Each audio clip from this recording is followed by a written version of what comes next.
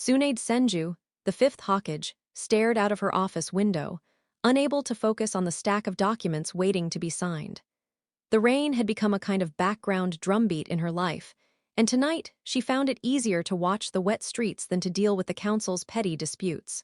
It had been 8 years since that terrible day. Loss still sat like a stone in her chest.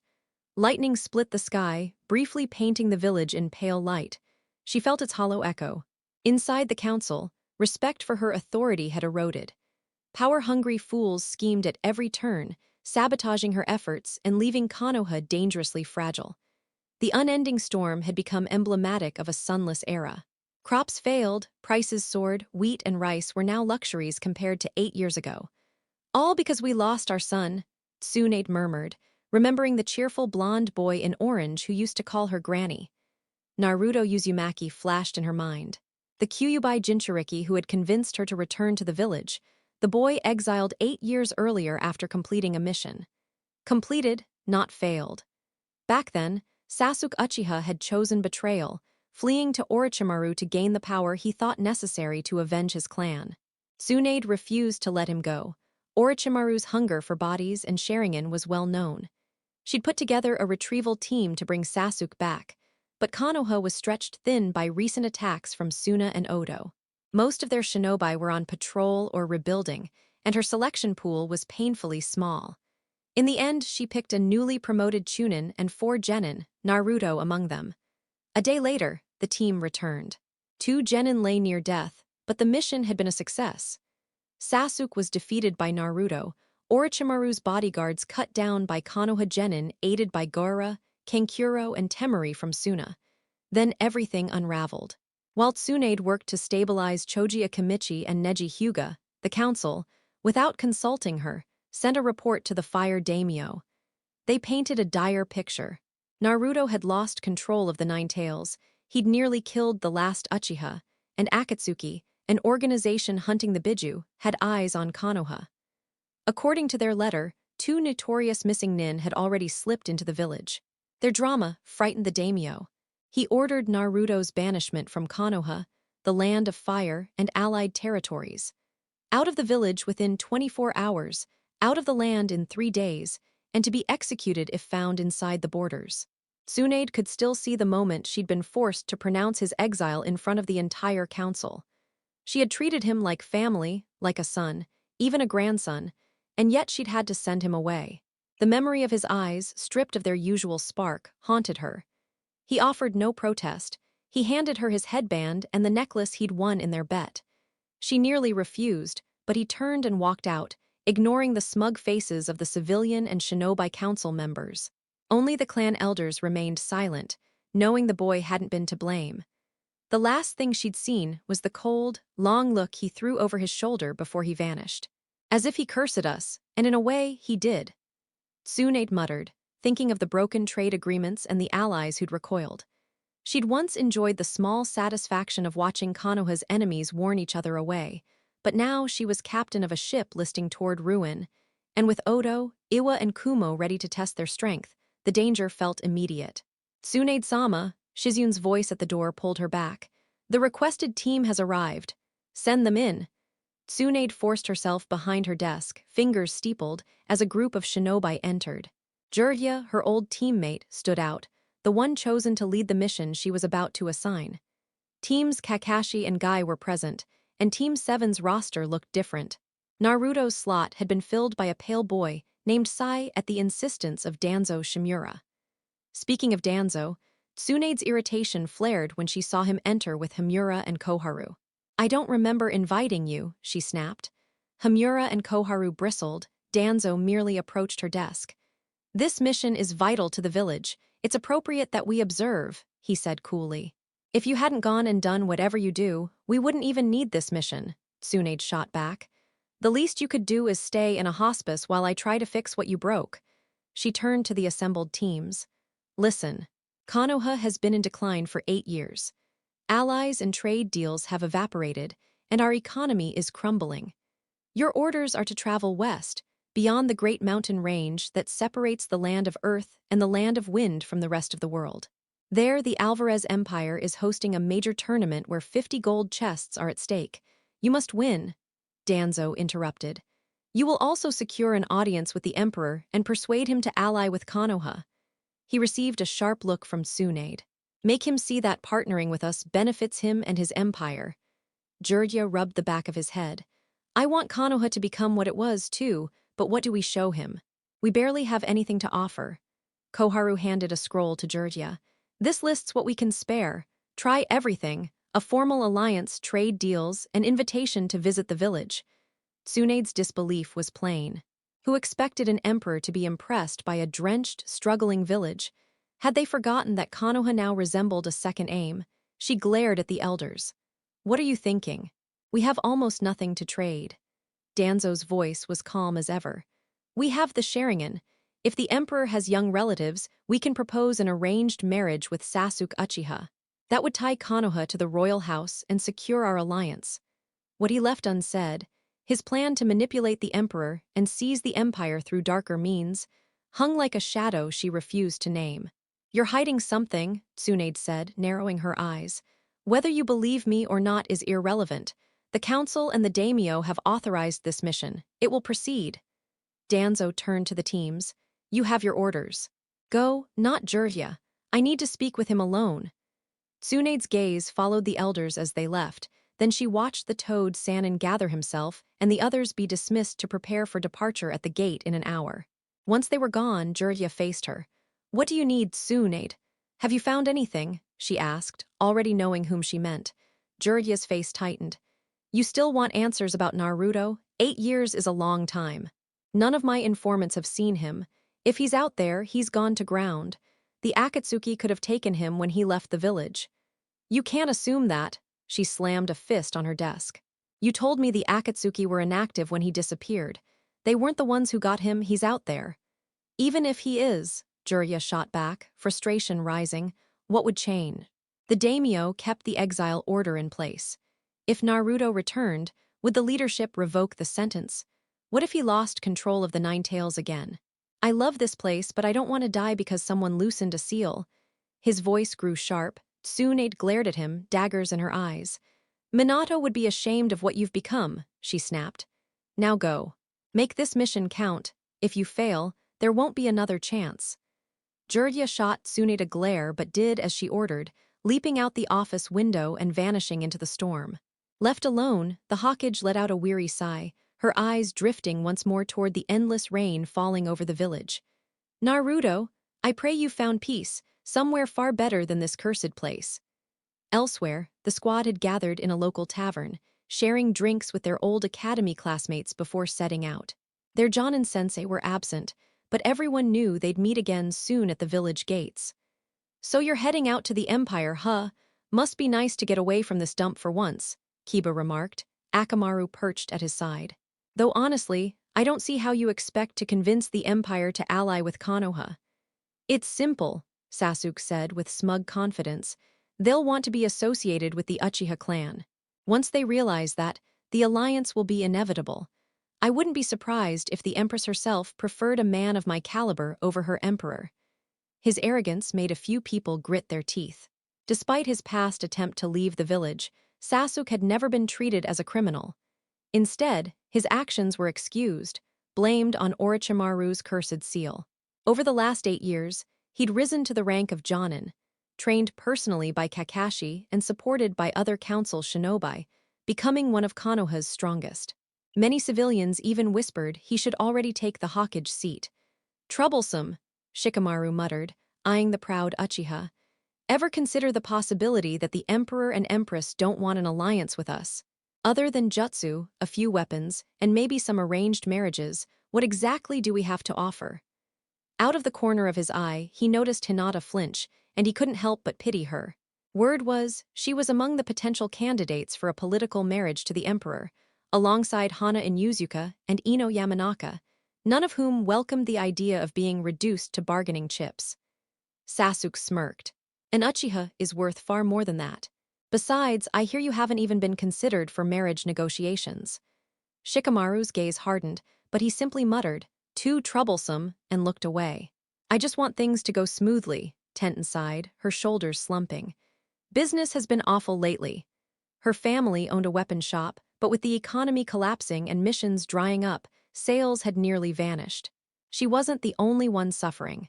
The Akimichi clan, once known for its size and strength, had been forced to ration food, weakening their signature jutsu. The Hyuga had been bled dry financially, stripped of their luxuries to refill the village's treasury. Across Konoha, shinobi families struggled to survive. For many, a treaty with the Alvarez Empire was the only hope. "It's all Naruto's fault," Sakura snapped suddenly, earning a sharp glare from Hinata. If he'd taken his studies seriously instead of pulling pranks, he wouldn't have had to rely on that monster's power. We'd still have allies, we wouldn't be starving. "Sakura," Shino cut in quietly, his face hidden as always, "you were there when Lady Tsunade explained. Naruto was sabotaged throughout his academy years. Even Uruka confirmed it. He had no choice but to use the fox's strength against Sasuke." "It doesn't matter," Sakura hissed before slamming money onto the counter and storming out, her squad following behind. Left in the tavern, Ino turned to Shikamaru nervously. "Hey, you think this mission's actually going to work?" Deep down, she dreaded being offered to the Emperor, or worse, to some aging noble. Shikamaru groaned, staring at the window. "Hard to say. If they win the tournament, maybe things improve. But if Sasuke runs his mouth or acts on his own, could be a disaster, way too troublesome." "See, could the Empire declare war on us?" Choji asked, nibbling on the single loaf of bread he'd managed to secure. "I pray not," Shikamaru muttered, "because if they do, Konoha won't stand a chance." Before long, Jirya gathered the squad. "Listen up, we're entering the land of spring. The locals aren't fond of Konoha shinobi, so we'll be traveling under disguise. Here are your forged papers. Keep them on you. From here, we move at a normal pace to avoid drawing attention." Jirya-sama," Tenten asked, already cloaked by her henge. "Weren't we supposed to head west through the mountains?" "This is quicker," Jirya explained. "The Land of Spring and the Land of Waves both signed trade agreements with the Alvarez Empire 2 years back. From Waves, you can reach them by sea. From here, there's a railway that takes us straight to the capital." Soon enough, the 7 boarded a carriage, the train pulling away from the lush landscapes of the Land of Spring. Attendants passed through the cars, accompanied by armored samurai serving drinks and snacks before moving along. "Why samurai?" Sakura asked, sipping her coffee. "Overheard some folks earlier," Guy said seriously. "Apparently, the train's been attacked before by rogues and missing nin. Now it always travels with an armed escort." "Strange," Neji murmured, scanning the car. 10 carriages but barely 20 passengers. I'd expect more travelers headed to the Empire." "Fear," Jirya answered. "The Empire's still young, born only 3 years ago, still recovering from centuries of conflict. Most people prefer to enjoy the benefits of trade without ever stepping into its lands." "Centuries?" Rock Lee blinked in disbelief. "So their wars went on for over 300 years." "Exactly," Jirya nodded. "Unlike us, their battles weren't just humans. Other races, demons, and monsters roamed freely. They fought endlessly out of hatred and survival. Then, out of nowhere, the wars ceased. A single man rose above them all, the one they now call Emperor. No one knows much about him, but it's said he united the lands with sheer strength and has the loyalty of his entire people." As curiosity filled the group, Sasuke scoffed. "Means nothing. If none of them could win, it just proves they were weak. Years ago, I could have conquered their lands on my own." Neji rolled his eyes. "Your arrogance would have only gotten you killed." "As if you'd fare better, Hyuga," Sasuke shot back, his Sharingan flickering. "Compared to me, your skills are laughable." "That's enough," Kakashi cut in sharply. "We have a mission, no more infighting. Sasuke, deactivate your Sharingan. You'll expose us if someone senses your chakra." The two rivals glared at each other before reluctantly backing down, leaving Kakashi exasperated. "And we're supposed to win a tournament with this team," Jirya thought grimly. Surviving the trip would already be a miracle. 5 hours later, the train pulled into the Empire's capital, Vistarion. The city gleamed with breathtaking architecture, sunlight dancing off its towers and streets. But before they could take it in, they were surrounded by soldiers clad in silver armor, faces hidden behind helmets. One man stepped forward, distinct with a blue cloak over his shoulders and spiked violet hair. His eyes, the same sharp purple, fixed on them. "Jirya of the Sannin," he declared. "State your purpose. Why have you and the other Konoha shinobi entered the Empire in disguise? I think there's been a misunderstanding, good sir. Jiraiya forced an easy, harmless tone through his henge disguise.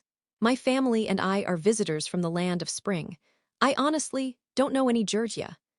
The armored man in front of them narrowed his eyes and rested a hand on his sword. Lying to a holy knight, and to a knight of the round table besides, is a grave offense. Under his henge, Jiraiya felt sweat prick at his skin.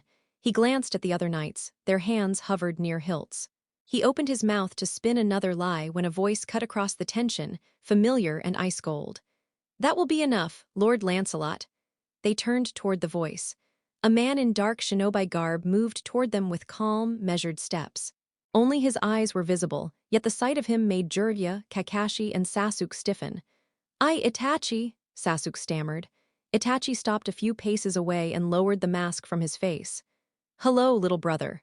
It's been 8 years, hasn't it? What are you doing here, Itachi? Sasuke spat, dispelling his henge, their cover blown. It's obvious, Itachi replied evenly, eyes on the purple-haired knight. I'm making sure you don't make a foolish mistake and end up in the palace dungeons. I doubt you'd last 24 hours there. He dipped his head. Lord Lancelot, forgive them, they don't know the customs of the Empire. Lancelot watched him for a heartbeat, then inclined his head. I'll leave them in your care. The Emperor and the Empresses will want to be informed of their arrival. It's my intention to escort them to the palace within the hour, Itachi said. If you are headed there, please tell them we are coming. It will be done. With that, Lancelot and his retinue melted back into the crowd. Once they were alone with Itachi, the Konoha shinobi dropped their disguises. Passers-by flowed around them, oblivious. Sasuke's hand twitched toward attack, but Kakashi's steady pressure on his shoulder kept him still. Why are you here, Itachi? Is the Akatsuki trying to undermine the Empire? Jiraiya asked, suddenly serious. Itachi shook his head.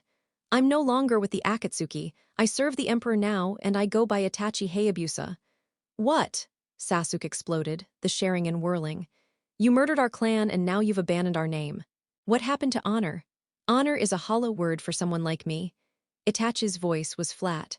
I belong to a clan devoted to order and balance, not endless war. Despite my past, they took me in. I intend to repay that debt. He motioned for them to follow. Come, you'll want to speak with the Emperor and you intend to enter tomorrow's tournament. Why help us? Kakashi asked, keeping Sasuke from lunging. Last I recall, you weren't exactly friends with Konoha. It's in the past, so long as you behave yourself, Itachi replied without looking at them. As for why, consider it an act for old times. If I hadn't intervened, you would be in the dungeons now. Sasuke sneered. A man in armor couldn't stop an elite like me. Have you grown so weak, Itachi, that night scare you? It wasn't a mere man. Itachi's expression didn't change. That was Lancelot, one of the Empire's finest swordsmen. His skill would make the 7 ninja swordsmen of the mist look like novices. Sasuke scoffed, unconvinced, while the others' eyes widened. If you want advice, don't pick fights here. The capital is full of fierce warriors loyal to the Emperor. Many could reduce even the 3 Sannin to genin status. You trying to scare us? Jiraiya asked. I'll accept mighty swordsmen, but several fighters stronger than Tsunade or Orochimaru. You're exaggerating. Believe as you wish, Itachi said, but don't expect me to rescue you if you cause trouble. They fell into step behind him and wandered the city. They paused to admire the sights, browse stalls, and buy guides to the Empire's history. The crowd impressed them, not only humans, but beast people, pointed-eared folk, demon-like beings, and even large speaking animals that weren't summons in the way Jiraiya and Kakashi knew. This place is amazing, Rock Lee breathed, and his teammates nodded. Did you see those arms? I want them. Tenton gushed toward a smithy where a pointy-eared craftsman spoke with a white-haired man with cat-like eyes and twin swords slung across his back. After about 40 minutes, Itachi led them to the gates of a vast castle at the city center. He nodded to the guards and drew them inside. Near the palace entrance, 2 men in white approached, one with blue hair and eyes, the other with green eyes and black hair. Grimjow, Ulquira, Itachi said with a slight bow. Didn't know you were back at the palace. We're leaving. Everything here bores me. The north has stirred. Grimjow snorted and glanced at them with contempt. Ulquira's green gaze raked over the group. Konoha shinobi? Ulquira asked. Itachi nodded. They've come to speak with the Emperor. Grimjow sized them up and a grin flashed across his face. What are stray dogs like them doing here? The weak should stay away from the Empire. What did you say?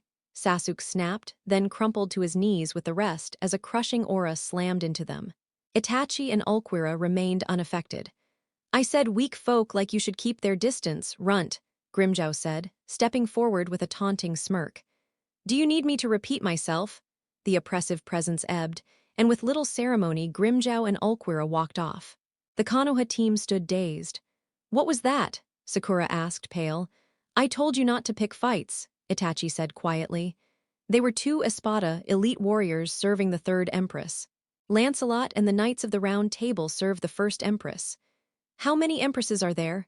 Jirya asked, already mentally cataloging details for his next book. 4, Itachi answered, leading them down carpeted halls. Each has a cadre of elite guards. The 4th Empress is in the west battling demons, the other 3 are expected in the city. An Empress actually fighting? Tenton's admiration deepened. It's common, Itachi said. The Emperor and Empresses are warriors first. When the frontier burns, they take to the field. That's why they're cherished across the Empire. Jirya's mind raced. If the Empire had enemies, an alliance might be possible. Konoha could trade aid for resources, he mused, and the mission began to look brighter. They threaded through endless corridors until Itachi stopped before a pair of ornate golden doors. A butler stood waiting, though his golden eyes, black sclera, and faint red glow made him unsettling. Ah, Itachi, welcome back, the man said with a polished smile. You've brought guests safely. I thought I sensed Grimjow's presence earlier. Grimjow and one of the guests had a disagreement, Itachi replied, skirting the truth. May they enter? Of course. The 3 Empresses are already in the throne room. The Emperor will be here shortly, the butler Diablo said, smile never faltering. Itachi offered a brief thanks. My duty ends here. I must return to patrol. Remember what I told you. Wait, Itachi, I trained and grew stronger just to kill you. Sasuke drew his sword, venom in every word. You don't think I'll let you go that easily, do you? Itachi shook his head, a flicker of disappointment crossing his face. Now is not the time. Fighting in the palace is forbidden. If you insist, meet me 2 days after the tournament and we'll settle it. Why should I trust you? Sasuke demanded. I belong to the Hayabusa now, Itachi replied. If I give you my word, I will keep it. Sasuke, accept it, Jirya said, gently but firmly. It's clear enough he isn't going anywhere. Reluctantly, Sasuke sheathed his blade. Itachi walked on, leaving them with the ever-smiling Diablo.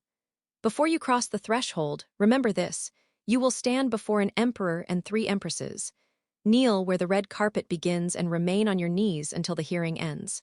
You may raise your head only to speak when spoken to. Break those rules and you'll spend the night in the castle dungeons. Jirya inclined his head and shot Sasuke a sharp warning look.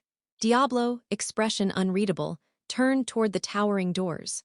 They opened of their own accord, and a few seconds later the creature announced their entry and ushered them forward. Presenting the shinobi of Konoha, led by Jirya of the Sannin. Diablo's voice rolled through the cavernous throne room, then he moved aside and let the doors close behind them. Jirya walked with a measured calm, eyes sweeping the hall. White marble columns rose around them. Stained glass windows poured colored light from high above. Banners hung from the ceiling, but it was the 5 black marble thrones, veined with gold, set on a short dais, that held his attention. The far left throne sat empty. Its crest was carved as a lion's head. Next to it, a sculpted warrior's visage crowned a throne where a young woman with long black hair and green eyes sat. She wore a deep blue gown that left hints of skin exposed, paired with long white gloves, calf-high white boots, and a white feather boa draped around her shoulders. At the far right, a throne bore a shark's maw for its crest. On it lounged a woman of striking, exotic beauty, olive skin, aquamarine eyes, thick lashes, and short, tousled blonde hair with 3 braided strands. Her outfit combined loose white trousers with a white jacket trimmed in black, reinforced in places by bone-like armor. Between them, a throne with a dragon crest held a blonde woman with emerald green eyes. She wore a seamless blend of silver armor and a blue gown, a red cape edged in white fur completing the regal ensemble. All 3 women were, without doubt, among the finest-looking the Sannin had ever seen. Jiraiya's wandering mind couldn't help but compare them favorably to Tsunade. At the center, the throne stood empty, but its crest made Jiraiya's skin crawl. A fox's head bearing long ears and sharp teeth. Jiraiya-sama, Kakashi breathed, voice low, his gaze fixed on that fox-carved railing. Hush, I saw it too, Jiraiya murmured, then sank to his knees where the carpet marked, bowing his head with the rest of the party. Sasuke had behaved so far. Jiraiya noted the flicker of jealousy in Sakura's eyes and silently hoped she wouldn't mistake the empresses for romantic rivals. Jiraiya of the Sannin, the red-caped empress asked when they'd settled, what brings you to our empire? We have several reasons, Jiraiya said, lifting his head to meet her stare. Firstly, we wish to enter the tournament tomorrow, provided nothing in your laws forbids outsiders. Second, we come to propose an alliance between Konoha and the Land of Fire. And if I may, would you tell us your names? Calling each of you Empress would be awkward, confusing when speaking to you directly. The room held its breath. The dark-haired woman gave a short, amused chuckle. No harm in it. I am Minerva, the second Empress. The olive-skinned woman closed her eyes for an instant, then opened them with a chill that fixed Jiraiya to the spot. I am Haribel, the third Empress. The last woman inhaled softly. I am Artoria, the first Empress. Know our names well, you'll find they carry weight in every corner of the empire. As for your question, no, nothing prevents your entry in the tournament. We appreciate your hospitality and your clarity. Jiraiya bowed again, prepared to press the matter of an alliance, until the doors behind them parted once more and Diablo's announcement rang through the hall. Announcing the arrival of the Emperor of the Alvarez Empire. Heavy steps echoed. The most powerful man in the empire crossed the room, and every shinobi couldn't help stealing a look. What they saw turned faces white and set others' jaws tight. It was Naruto Uzumaki, older, formidable, and armored in gleaming silver. He slowed, shot a look that made many uneasy, and then moved forward to the thrones. Naruto paused before Haribel and kissed her hand. You're as beautiful as ever, my darling. Haribel's smile was soft. Your words flatter me, my beloved. He repeated the gesture with Minerva. Good to see you, my love. I missed you. I missed you too, Emperor, Minerva replied with a warmth that softened her features. Finally, he approached Artoria. My queen, red suits you. It's Empress now, my king, Artoria corrected with a laugh. Old habits die hard, Naruto said with a chuckle before settling onto the central throne. He watched the party of shinobi who'd come from the village he'd once known. Shock, fear, anger, every emotion flickered over their faces, but Naruto kept his attention on Jiraiya. Welcome, my dear godfather, he said with a tone that made Jiraiya blanch. Those two simple words carried weight. Jiraiya knew in his bones Naruto's return had already set dangerous wheels in motion. Welcome, my dear godfather, it's been a while, hasn't it? And Naruto, Jiraiya managed. The one and only. The grin offered no warmth. You look surprised to see me, almost like I shouldn't be here. Well, can you blame me? Jiraiya answered, forcing a smile that felt brittle. I haven't heard from you in 8 years. You look well, Naruto inclined his head against the throne's back. Yes, I look better than I did, certainly not because of you, Jiraiya. You know about that, the elder said. Oh, I know a lot, Naruto's voice hardened. It's amazing what you learn when a giant, immortal fox is sealed inside you, sealed by your own father. He fixed Jiraiya with a look that could freeze a man.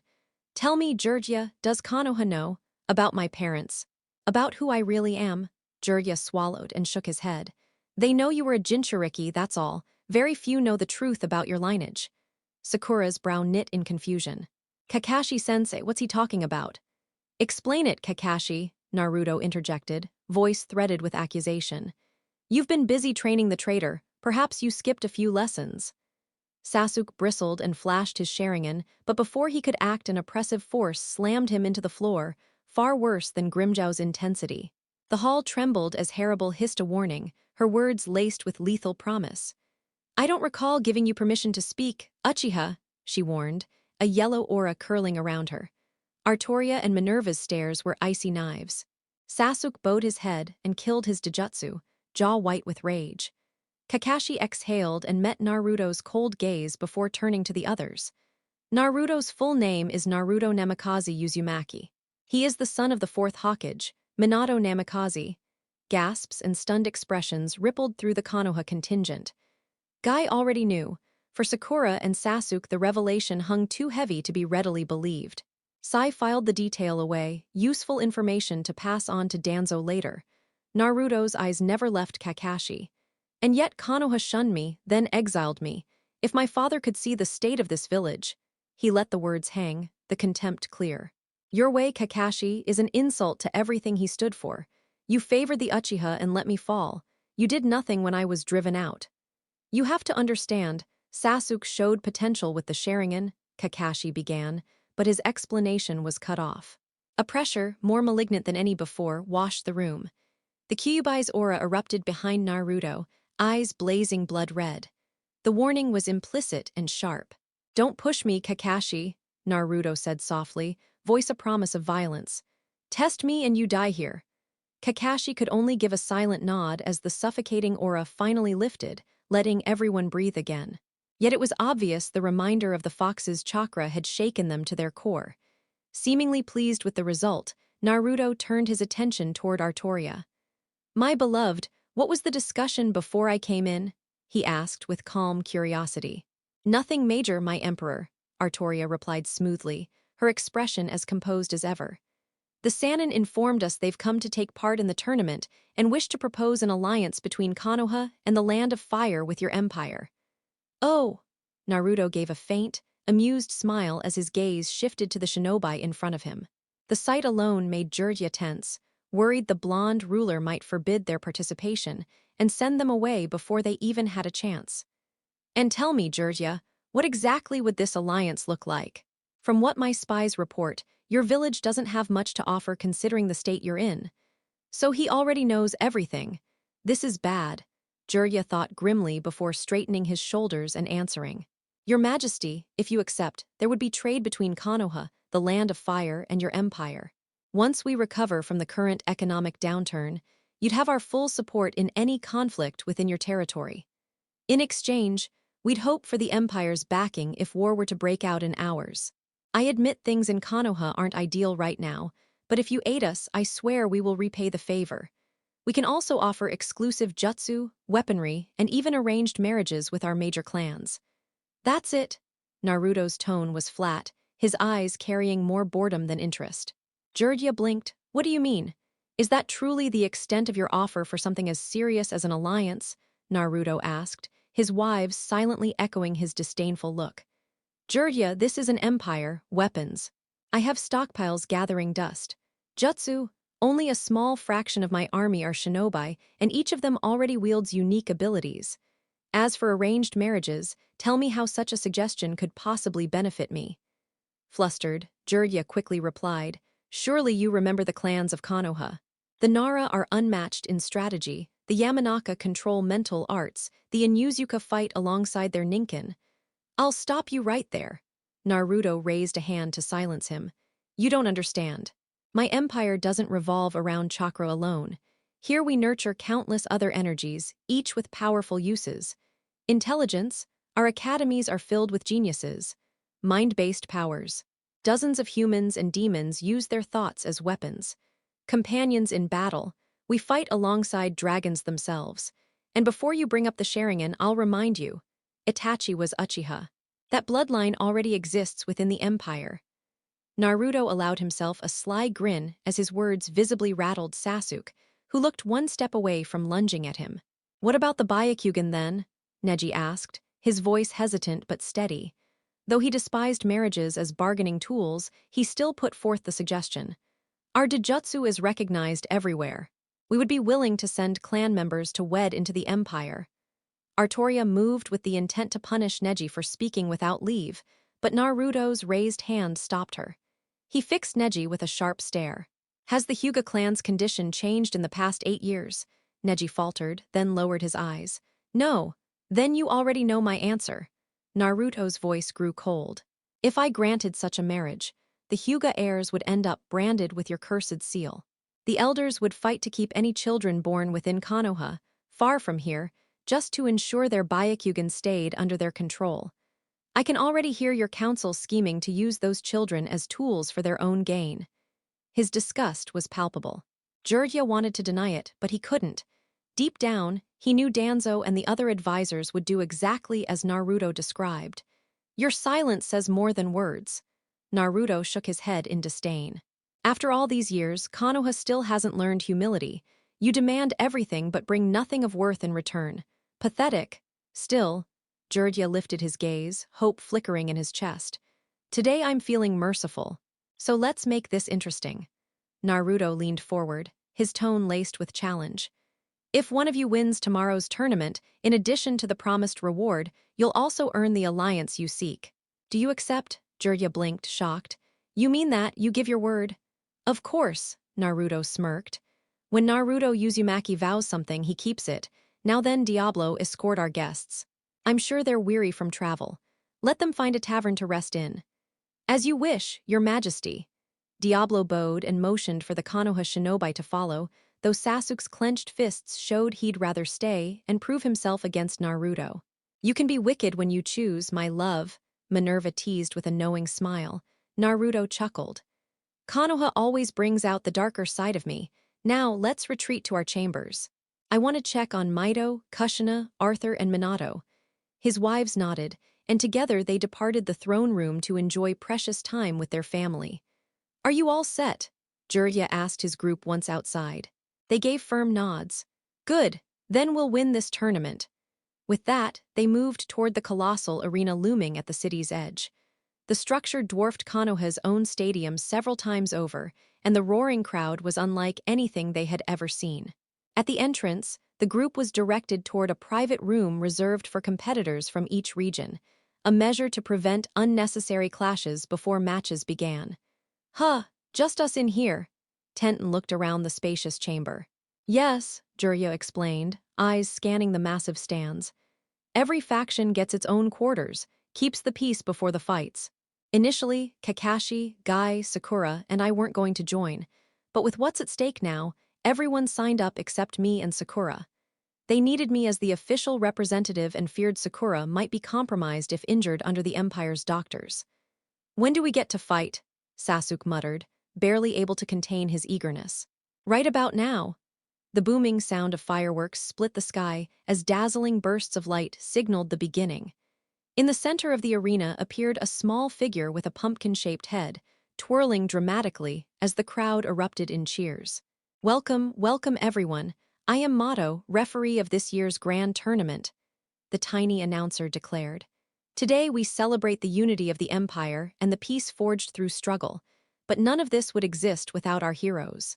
First, let us honor the imperial family. Applause for our emperor and empresses. The audience roared even louder. Jiraiya's eyes widened when he saw not only Naruto and his 3 wives seated on thrones, but also 4 small children with them. Artoria held a golden-haired boy with bright green eyes, Prince Arthur, barely 2 years old. Harable cradled another infant, Prince Minato, with pale skin and short blonde hair. On Minerva's lap sat Princess Mito, a spirited girl of 3 with long dark hair and blue eyes. Finally, Naruto himself held little Princess Kushina, a 2-year-old with vibrant red hair and her father's blue eyes. No way. That dope actually has kids, Sakura shouted in disbelief, her voice swallowed by the deafening cheers. Sai quietly studied the children, already preparing sketches for his inevitable report. 4 heirs, 1 from each empress. Danzo-sama will want every detail. Beside him, Jiraiya's thoughts grew heavier. Judging by their ages, all born after the Empire rose, and their names, Naruto chose them with purpose. Konoha will stop at nothing to try arranging marriages with them. And now, Mato cried, the crowd reaching fever pitch, let's begin the tournament with our first match. Introducing one of the Empire's most celebrated warriors, Master of Fire, and the Blade, loyal commander of Rimuru Tempest himself, the one and only Benimaru. One of the massive gates of the arena creaked open, and a young man with short crimson hair stepped forward. 2 small black horns jutted from his head, and a long blade rested across his back, held horizontally. The crowd erupted into cheers the moment they saw him. Benimaru had arrived. Jiraiya and the others, however, were stunned. His horns and the strange, suffocating energy radiating from him were unlike anything they had ever seen. What in the world is he, a demon?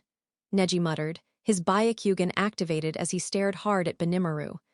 The pressure of the swordsman's presence pressed down on him, yet it wasn't chakra, it was something completely different. Sakura sneered, her eyes narrowing at Naruto.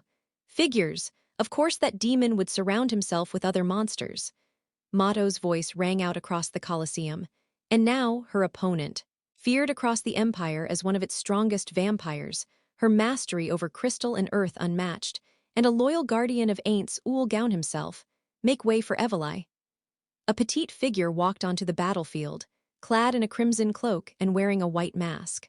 The crowd roared as she stepped into view, then halted only a few paces from Benimaru. "It's been some time, Ogre King," she said calmly. Benimaru gave her a faint smile. "At least a year, I'd say. Last time was in Tempest, when your master came calling." Before the tension could rise further, Mato lifted his hand. "Here are the rules. Battles are single elimination. Each fight lasts up to 30 minutes, and if there's no clear winner, the least damaged competitor moves forward. All attacks are permitted, however, killing your opponent is forbidden. If you're knocked out or surrender, it's over." Both combatants nodded, not even sparing him a glance. "Now then, begin." Benimaru blurred forward, vanishing in a burst of speed. His sword, wreathed in black fire, swung for Eveli. But she reacted instantly. Crystal erupted from the ground, forming a thick wall between them. The burning blade smashed through the wall, shards scattering, but she had already shifted her position. Her hand lifted. "Crystal Lance!" A massive shard of hardened crystal shot forward. Benimaru swung his sword up to block, but the impact launched him several meters back. With a flick, he launched 3 fireballs her way and sprinted after them. Eveli countered, summoning floating crystal daggers that shattered the flames.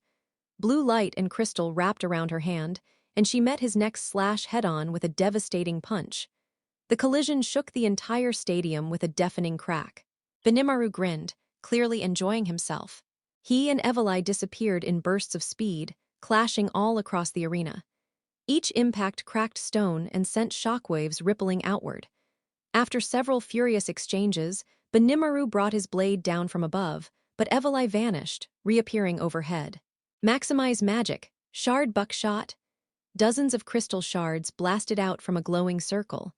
Several tore into Benimaru before he let out a fiery slash, a wave of black flames disintegrating the barrage.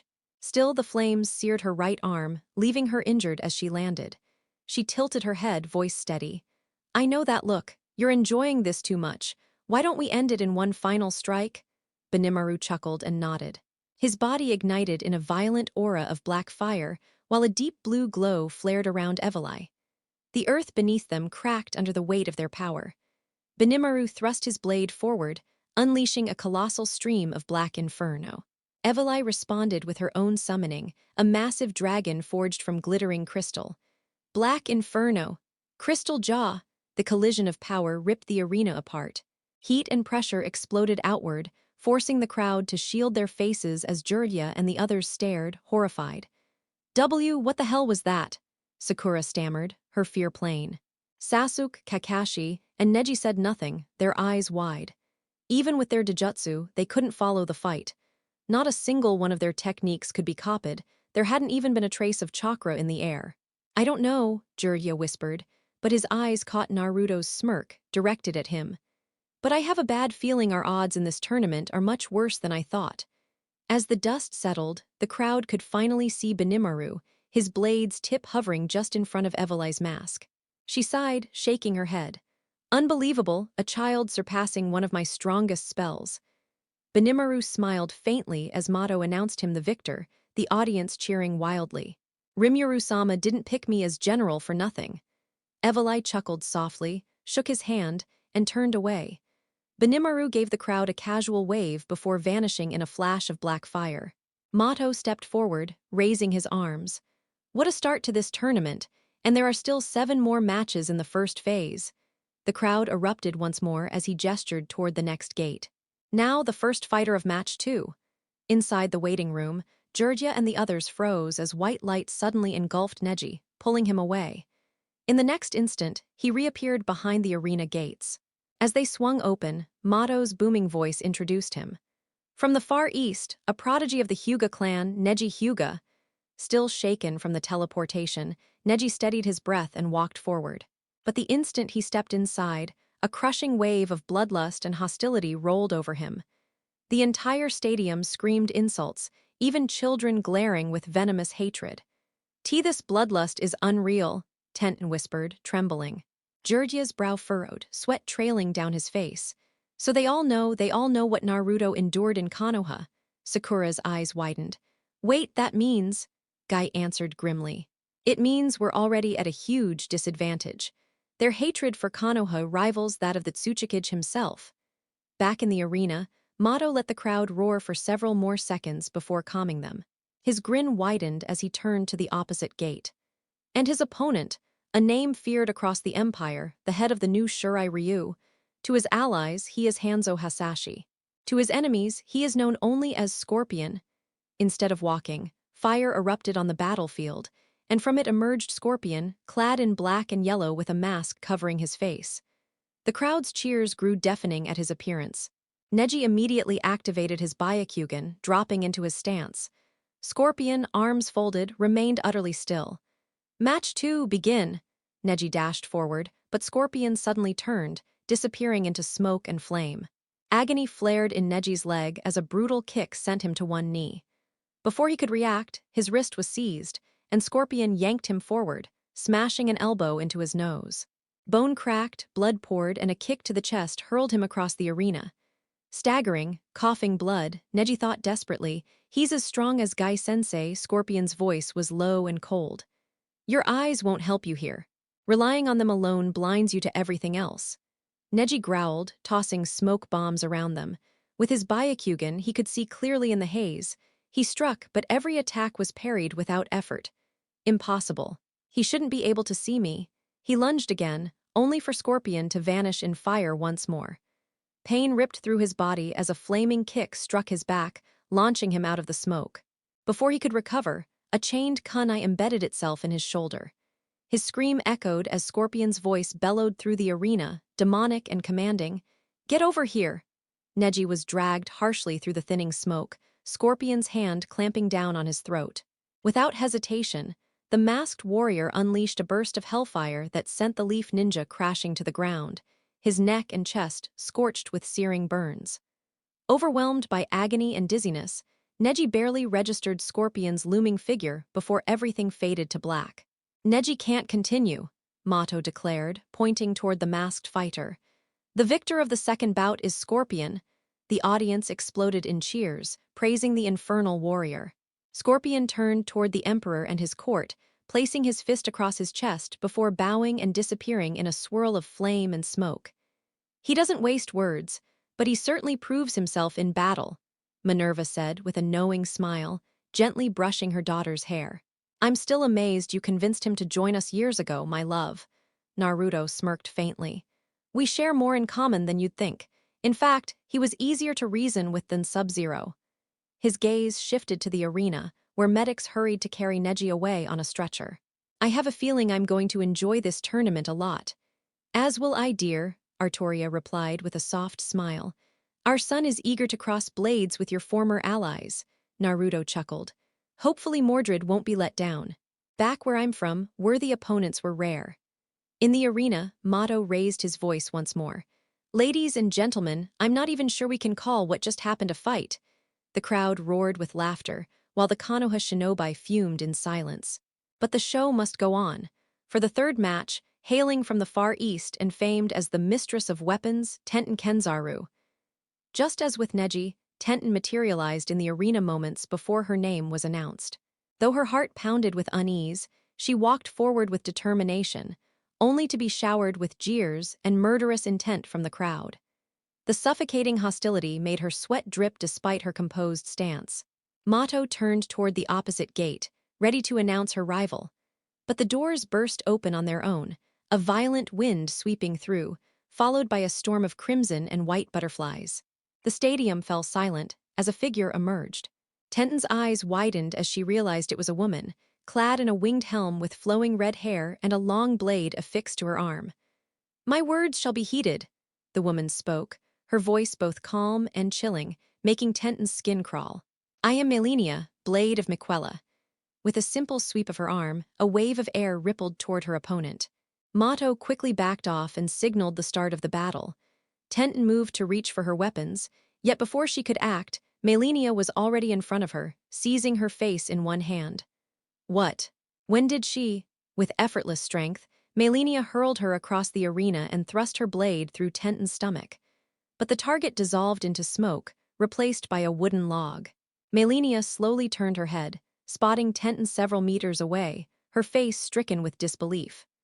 Recovering from her shock, Tenten unleashed a hailstorm of kunai and shuriken, but Melania slipped through every projectile with flawless grace. Impossible, even Lee couldn't evade that many at once without a single scratch. Desperate, Tenten unfurled a scroll. Exploding dragon strike. A massive fire dragon roared forth, but Melania cleaved it in two with a single stroke, leaving Tenten trembling in fear. She scrambled backward and activated her largest scroll, summoning a storm of weapons that rained down from the sky. Melania leapt upward, seemingly floating in midair. Waterfowl dance. Her blade blurred faster than the human eye, slicing through every weapon before reappearing right in front of Tenten, who desperately prepared another scroll. Unsealing technique. Segmented iron dome. A steel barrier surrounded her, and she exhaled in relief, only for Melania to shred it apart with a few swift strikes, cutting deep into her flesh. Tenten was sent crashing to the ground, bloodied and motionless. The fight is decided. The winner of the third match, Melania, Mato declared. The crowd roared, but Melania only gave Naruto a small nod before walking away, never sparing her opponent another glance. Sakura, Jirya muttered, his voice grave. The pink-haired girl looked at him nervously. Why, yes. Go help Neji and Tenten in the infirmary and stay there. Something tells me they won't be the last patients. Sakura bit back her protest, but one stern look from the Sannin silenced her. She dashed out immediately. Kakashi turned to him. Jirya-sama, this is... A catastrophe, Jirya interrupted. I don't know if these are the Empire's best fighters or just a taste of them. Either way, the situation is grim. His eyes narrowed as Rock Lee was engulfed in white light and vanished. And Naruto has far too many monsters at his disposal. You, Sasuke, and Guy are our best shot. To just watch. I'll show them how strong I really am, Sasuke muttered, glaring at Mato as he announced Lee's entrance, the crowd's insults echoing around him. Jirya thought grimly, I hope so, kid, because the only thing you've proven better at than these monsters is arrogance. And now his opponent, Mato announced, motioning to the second gate. A massive figure emerged, dressed in black. The crowd held its breath as Mato's voice boomed. For years he's been hailed as the strongest creature alive, feared by humans, beasts, and demons alike. A martial artist unmatched in the Empire, the ogre Yuyujiro Hanma. The moment Rock Lee laid eyes on him, his instincts screamed. Everything about Yuyujiro, the sheer bulk of his muscles, his overwhelming aura, his piercing gaze, was terrifying, like facing a god or devil. Still, Lee clenched his fists and shouted, Yash, may this duel be without regrets. I'll give everything I have to defeat you. Yuyujiro didn't bother raising his guard, his hands staying lazily in his pockets. Even when Mato called for the fight to begin, he barely reacted. Lee wasted no time, dashing forward and launching a powerful roundhouse kick to his head. The strike connected, yet to Lee, it was like kicking solid stone. Yuyujiro didn't even flinch. Lee tried again, but Yuyujiro suddenly crouched low, his left hand dangerously close to Lee's groin, thumb cocked against his index finger. Before Lee could react, flick. The finger strike connected, and Lee nearly collapsed from the indescribable pain. Yuyujiro gave him no chance to recover, seizing his head and slamming him into the ground so hard that the entire arena cracked beneath the impact. The earth trembled before Yuyujiro released Lee's limp body. Mato rushed forward. Rock Lee is unable to continue. The winner is Yuyujiro Hanma. The crowd erupted as Yuyujiro walked away, his bored gaze never changing. Everything you had, huh? You really overestimated yourself, he muttered. The Leaf Shinobi watched in stunned silence as Lee was carried off. Before they could even react, Guy was taken by the same white light. Are these fights getting shorter, or is it just me? Mato laughed along with the crowd before motioning to the gate. Now begins the second half of round 1. Stepping up for the fifth match, known as the Sublime Green Beast of Prey, and considered the strongest martial artist of the East, Might Guy. The crowd booed and jeered, but Guy walked calmly into the center of the arena, unshaken. Across from him, the next gate creaked open, revealing an elderly man with thinning hair and a small mustache. Facing him is a fighter who hardly needs introduction.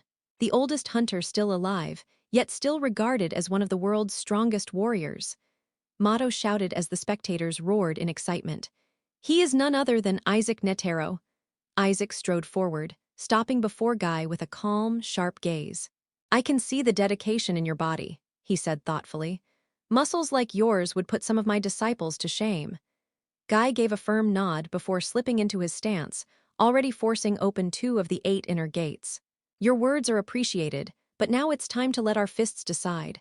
I'll defeat you here and secure an alliance between Konoha and the Empire with the power of youth. Heh, such lively spirit, boy. Netero chuckled, even as Mato's voice echoed through the arena announcing the start. Without hesitation, Guy forced open the 3rd and 4th gates.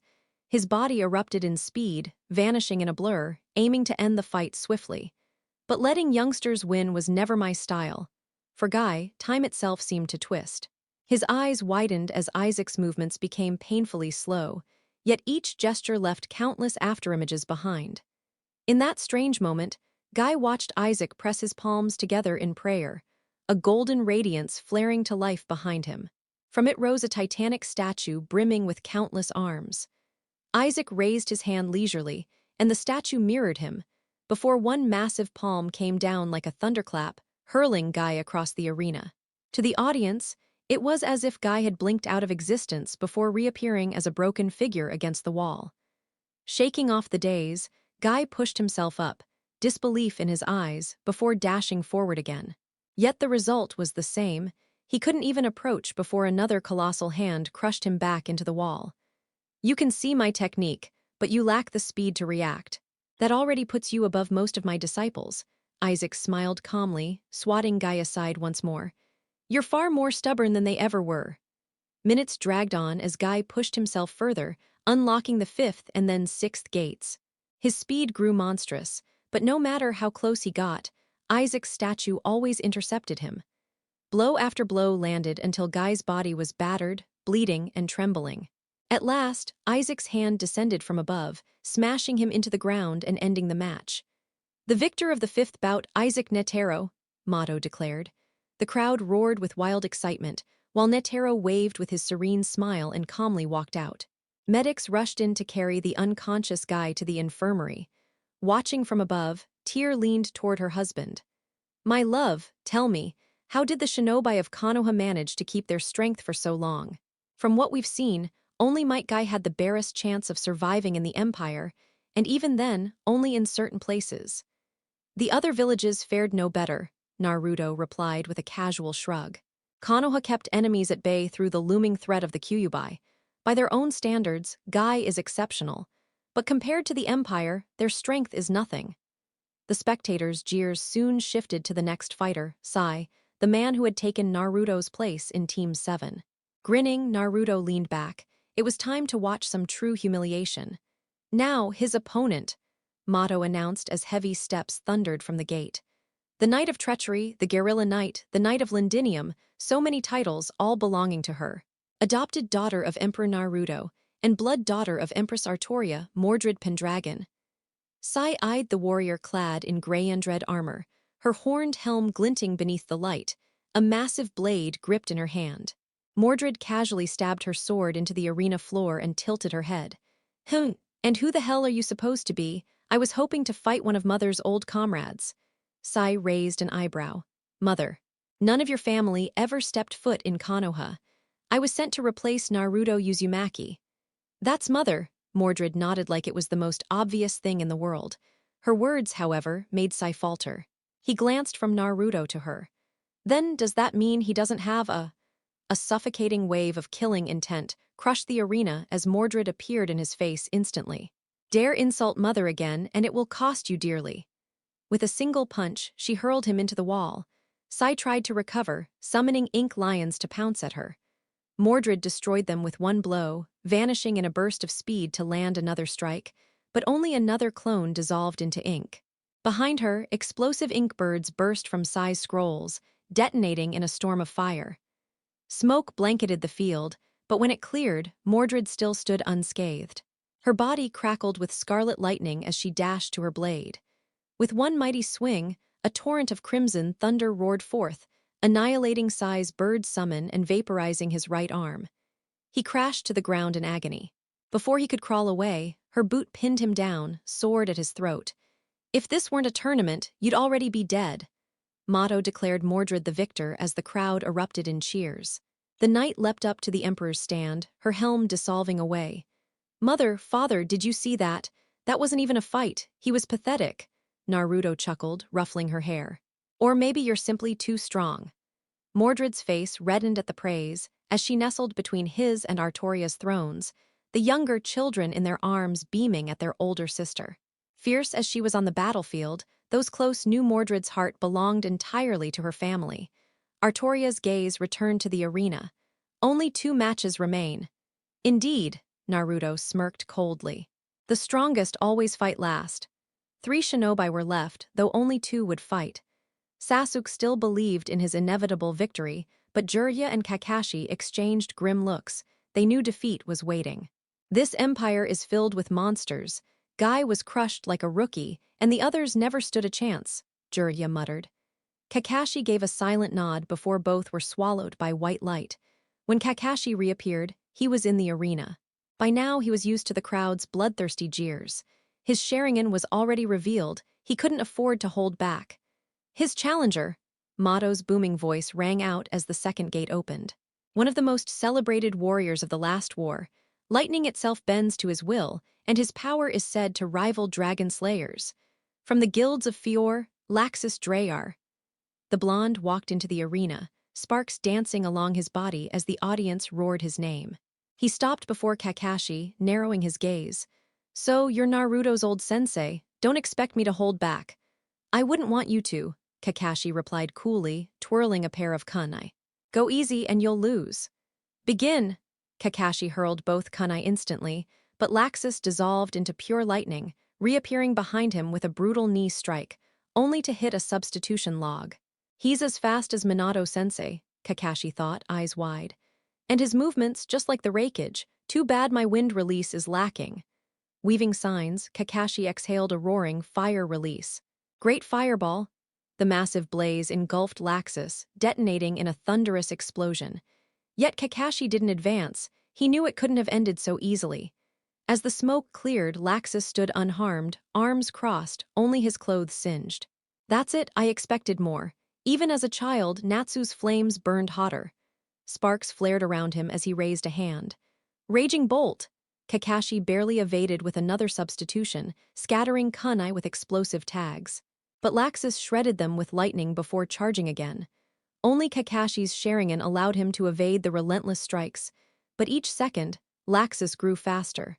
Finally, a crushing kick slammed Kakashi into the dirt.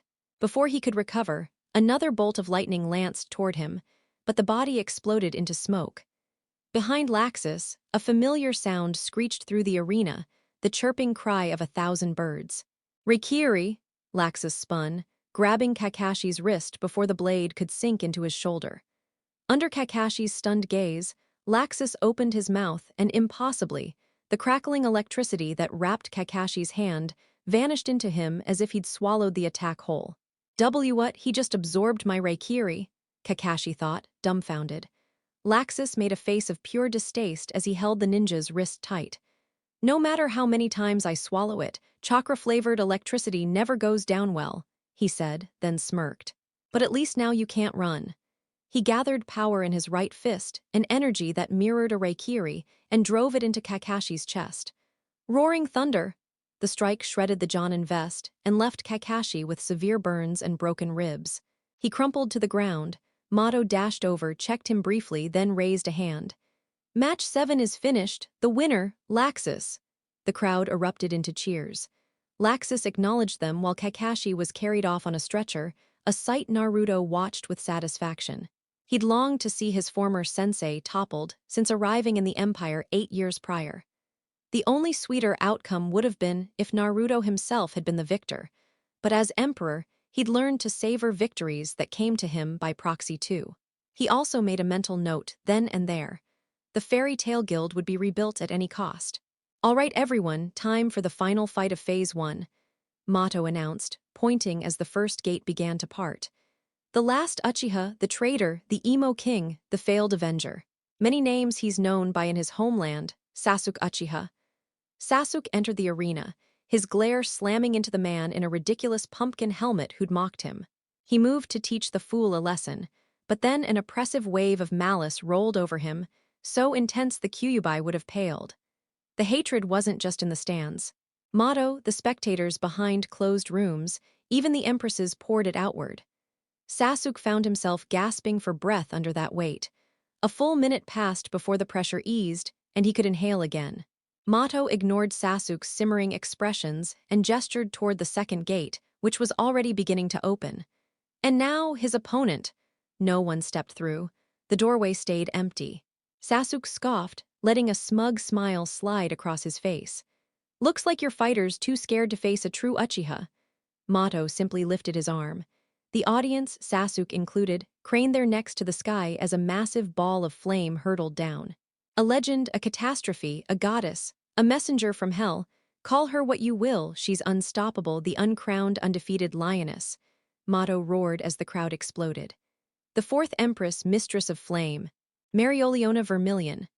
The fireball slammed into the arena, rattling the ground and sending a shockwave that forced Sasuke to anchor himself with chakra. When the smoke cleared, he saw a tall woman with long, red hair and simple clothing draped beneath a cloak.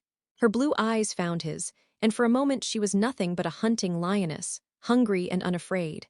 "Hey, you the one who got my husband exiled?" Mereoleona called, cracking her knuckles with a savage grin. Her voice carried a red mist of bloodlust.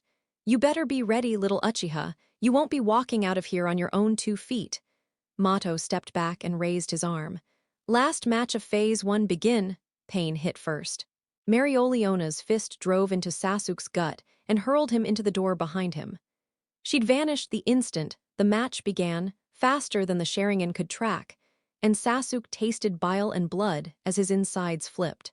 He coughed and retched until he forced a hand to his chest. Kakashi had insisted Sasuke learn basic medical ninjutsu as a countermeasure years ago, and that training, plus the cursed seal's boost to regeneration, stitched him up in seconds. The physical toll still burned, though. Sasuke forced breath and spat out a sneer at the woman. "So you're one of that loser's whores? When I'm done, you'll regret marrying him." "Awa, how sweet," Mereoleona answered, amused. She bent to the puddle at his feet and smiled coldly. "That mix of blood, bile and spit makes me think you'll be regretting a lot more than that, even the day you were born." Sasuke flashed a quick set of seals and aimed a roar of chakra from his mouth. Fire release. Great fireball technique. Mereoleona stood still, then simply set both her hands aflame and punched the fireball as though batting a fly. It vanished, consumed by her blaze, throwing a furnace-like wave back toward him. "Next," she taunted. He tried water next, water release, wild water wave, conjuring a torrent to slam into her. Again she didn't move. The torrent hit her and instantly vanished as her flames devoured it. "Next," Sasuke's shock slid into anger. He wasn't a master of water jutsu, but by village standards, his power was considerable. Water should have had the advantage over fire, yet she kept shrugging his techniques off as if they were nothing. "If you won't move, I'll come to you," Mereoleona warned, disappearing in a flash. Sasuke dodged a fist aimed at his face and tried to respond with a knee to her chest, but she seized his leg, lifted, and tossed him into the arena's center. He landed and fired a flurry of fireballs. She wiped them out, fist after fiery fist. He clenched his teeth and shifted tactics. Lightning release, electromagnetic murder. Bolts of electricity tore from his hands, fracturing the ground between them. Mereoleona just smiled and met the attack with a fiery punch that consumed the lightning. She stood unmarked and looked him straight in the eye. "Next!" It felt like an insult each time his jutsu failed to faze her. He drew his chokyudo, peeled it into existence, and charged with the blade wrapped in electricity, aiming to cleave her in two. She didn't dodge. She simply punched the sword. Under Sasuke's horrified stare, the blade snapped cleanly above the hilt and fell away. The shock left him exposed, and she followed with a kick that slammed him across the arena. A decent sword, Marioliona said, strolling closer with a grin. If it had been one of our special pieces, it wouldn't have broken. You have some fine blades in your villages, though. Sasuke's chest tightened. If she'd struck a reinforced weapon like the Kusanagi, he would have lost an arm. He noticed a faint red line across her finger from where his blade had nicked her, barely a mark.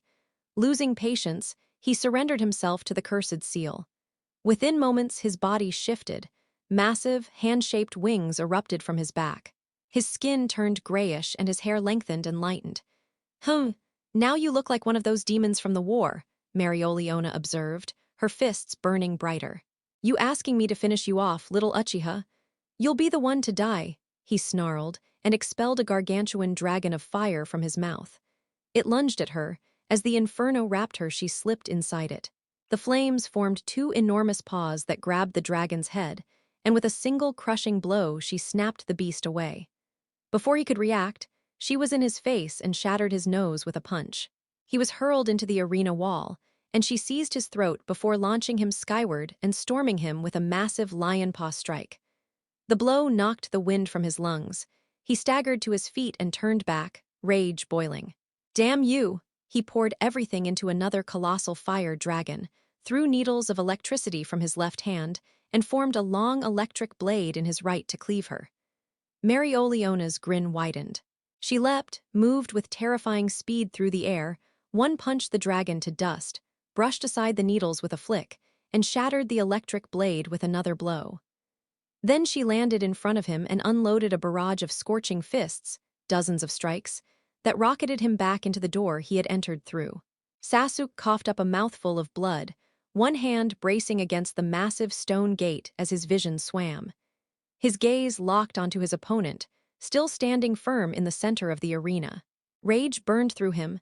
She was humiliating him in front of everyone. Him, Sasuke Uchiha, heir to the clan of prodigies. Driven purely by fury, Sasuke waited just long enough for the curse mark to mend his battered body before he inhaled deeply, spitting out a massive torrent of fire that roared across the arena and engulfed Marioliona's view. She clenched her fist, prepared to shatter the flames with brute strength, when another sound ripped through the blaze, an ear-splitting chorus like 1,000 birds shrieking. Bursting from his own inferno, Sasuke lunged forward, his right arm cloaked in black lightning. "Chidori!" he roared. Marioliona's eyes gleamed with intrigue at the incoming strike. In a blur, she slipped past his speed, seized his wrist, and twisted it away. The redirected force slammed into his own wing, tearing it apart. Sasuke's scream of agony filled the arena as his flames cauterized the wound, leaving him shrieking louder. She didn't hesitate. Her fists hammered his face mercilessly, each blow spraying teeth and blood. When his body began to collapse, Marioliona yanked him upright by the wrist. "Is that all your clan's pride amounts to, Uchiha brat? Tricks and tantrums?" His glare was the only response he could muster. She smirked. "Then this ends now." She flung him into the air as her body ignited in flames. "Mana Zone, Calidus Brachium Barrage." Her fists became a blazing storm, each strike detonating like fireballs. Sasuke hung helplessly in the sky, battered endlessly as flesh scorched and wings disintegrated into ash.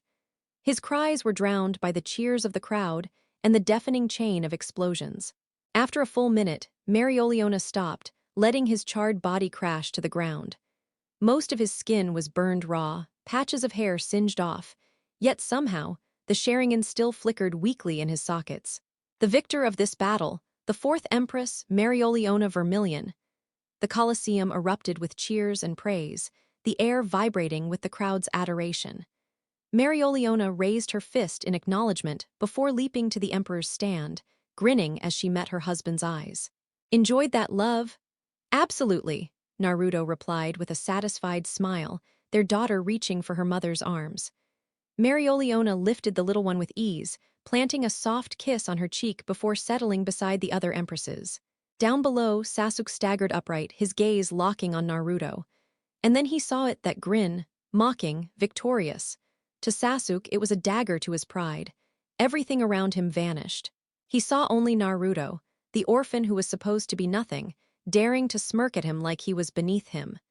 Fueled by desperation and madness, Sasuke forced out his remaining chakra, shaping another Chidori. With a primal scream, he charged straight at Naruto, eyes blazing with obsession. "I'll kill you, take your throne, and claim everything for myself." Gasps erupted from the crowd, panic rising. But Naruto never flinched. His smile remained as his right arm swept upward, summoning a colossal crimson chakra hand that snatched Sasuke midair. The bones in both of Sasuke's arms snapped audibly before he was slammed to the ground. Naruto stayed silent, but Artoria's furious voice thundered across the arena. "That mutt dared attempt the Emperor's life. Seize him, along with every Konoha shinobi." Knights stormed in, chaining Sasuke as he slipped into unconsciousness, while the rest of the Leaf delegation were dragged away in shock. Jiraiya, pale with despair, could only watch the last threads of diplomacy crumble. "Jiraiya of the Sannin." A cold voice spoke from behind. Turning, Jiraiya faced Lancelot, sword in hand, backed by other warriors. "By command of the Empress, you are under arrest. Resist, and we'll cut you down." Jiraiya swallowed hard. "Tsunade's going to kill me for this." Hours later, Sakura groaned awake inside a dank cell, metal bars looming before her. What happened?" Her last memory was tending to Kakashi's injuries before something struck her from behind. "Your Uchiha happened," Jiraiya muttered from the neighboring cell, his eyes hollow. "Jiraiya-sama," Neji's voice came from across the corridor. "What's going on?" "Sasuke fought the fourth Empress and got utterly destroyed.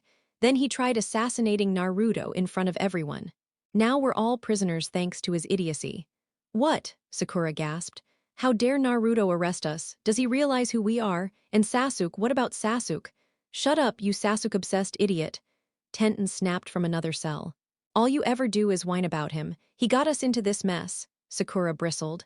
"How dare you?" "Enough!" Jiraiya's shout silenced them. "We're lucky we weren't executed on the spot. Sasuke made the biggest blunder of his life. Any hope of an alliance is gone." Guy groaned from his cell, still sore from his earlier match. "So what happens to us now?" "We wait," Jiraiya sighed. "In our own lands, attempting to kill a daimyo means immediate execution. Sasuke may face the same." Lee's voice wavered. "You think Naruto would truly execute him?" "Hard to say," Jiraiya admitted. "But Sasuke was the one who tried to kill him. Naruto could choose to spare us, but not him." "No," Sakura cried. "Sasuke's the last Uchiha, he can't die. And look what the last Uchiha has cost us," Neji said coldly. "His arrogance has doomed Konoha's chance at recovery. We can only await judgment." Sakura scowled. "This is Naruto's fault. He should have just accepted the alliance." Before Jiraiya could respond, the heavy door creaked open. Itachi Uchiha stepped in, flanked by black-clad operatives. "You have been summoned by the Emperor." One by one, the Konoha shinobi were shackled with chakra-suppressing restraints and led out. Disgusted glares followed them as they were paraded through the halls. In the throne room, they were forced to their knees. Naruto and the Empresses sat on their thrones, each radiating displeasure. "Jiraiya," Naruto said with a chilling smile, "how are the accommodations?" "Comfortable enough. I tried to match the decor to the inside of your heads." "Listen, Naruto, Sasuke made a mistake, but—" "A mistake," Minerva cut in sharply. "Don't insult our intelligence. He attempted to murder the Emperor before thousands of witnesses. A mistake would be a careless word, not treason." "He insulted an empress repeatedly and tried to kill her in the arena," Artoria snarled. "That vermin crossed every line imaginable." Haribal's tone was icy. "Even now, he raves about his so-called superiority, demanding we bear his children instead of Naruto's. His mind is poisoned beyond redemption." "He's no better than a rabid beast," Mereoleona spat. "The only proper punishment is death. Wars have started for less than what he's done." The weight of their words pressed heavily on the Leaf shinobi. Jiraiya felt his stomach sink. It wasn't just Sasuke's fate at stake. Konoha itself could pay the price. Then Naruto spoke. "Still, I am not a cruel emperor. I'll allow you to leave alive." Relief flickered across their faces, until he added with a grin, "But my life is priceless. Tell me, treasurer, what's the cost of forgiving an assassination attempt?" All eyes turned to a tall figure in a crimson robe, mask concealing his face. Green and red eyes gleamed beneath. Kakuzu stepped forward, voice smooth and cold. "Considering the gravity of this offense, I'd say no less than 15 chests of gold to erase the debt." His gaze lingered on the Konoha shinobi, a faint smirk tugging beneath the mask. How is Kakuzu even here? Jirya thought, eyes wide with disbelief. I was under the impression only Itachi had sided with Naruto. Could the Akatsuki's silence have been? Seems you finally got the picture, Jirya, Naruto said, his tone flat, and the hall went still. Most of the Akatsuki are now loyal to the Empire. They found what they wanted there, a place to feed their deepest ambitions. He turned slightly and fixed them with a look that made the air chill. And because Kakuzu knows value when he sees it, I'll let today slide for the price of 15 chests of gold. Jirya's face drained of color. F-15 chests. You can't be serious, that would ruin the village's coffers. Naruto shrugged, a brief, almost pitying motion. It saddens me to see how reduced Konoha has become, but if the cash isn't feasible, I have another option I know you can meet. At that, both Jirya and Kakashi stiffened. What would you want instead? My inheritance. The words landed like a hammer. Jirya and Kakashi both paled. Everything that belongs to me. My parents' home, Minato Namikaze and Kushina Uzumaki's house in Konoha, contains weapons, scrolls, money, techniques, and other things rightfully mine. I want all of it intact, delivered to me. And Naruto, you're right in a way, but there are special seals around your parents' estate, Jirya began. Save the excuses, Naruto cut in, voice low and hard. You've tried before to bypass those seals to take what's inside. That stops now. I will send an emissary with a caravan to reclaim my property in my name. You will not interfere. Go back to your village and announce this to everyone. If anyone from Konoha attempts to hinder the retrieval, there will be consequences. I don't want complications, Jirya, but Konoha won't like the outcome if there are any. Jirya swallowed and nodded, 1,000 worries brewing on his face. What about Sasuke? He stays here as a prisoner, Naruto said casually. He'll be released only after my inheritance has been delivered. My envoy will arrive in a week. With emotion, he signaled his men to remove the captives. After the prisoners were led out, Artoria glanced at her husband. Do you think they'll try to stop it? Of course they will, Naruto's jaw tightened. They'll assume my envoy can break the seals and will try to beat us to the house like wolves scenting blood. That's why I'm sending a caravan that won't be easy to oppose. A few hours later, apart from Sasuke, Jirya, and the team raced through the rain toward Konoha. The land of spring had not welcomed them, and though several of them bore wounds, they hustled back to deliver the news to Tsunade and the council. The downpour turned heavier as they crossed into the land of fire, and soon the familiar silhouette of Konoha's walls loomed through the sheets of rain. At the gates, Jirya ordered the injured to the hospital and told the others to get some rest. He, Guy, and Kakashi hurried onward to give their report. An ANBU waiting at the gates informed them the council had already convened and wanted them immediately. Let's get this over with, Jirya muttered, then flashed away with Guy and Kakashi. Moments later, the three of them stood in the council hall's doorway. The room was full, faces turned as they entered.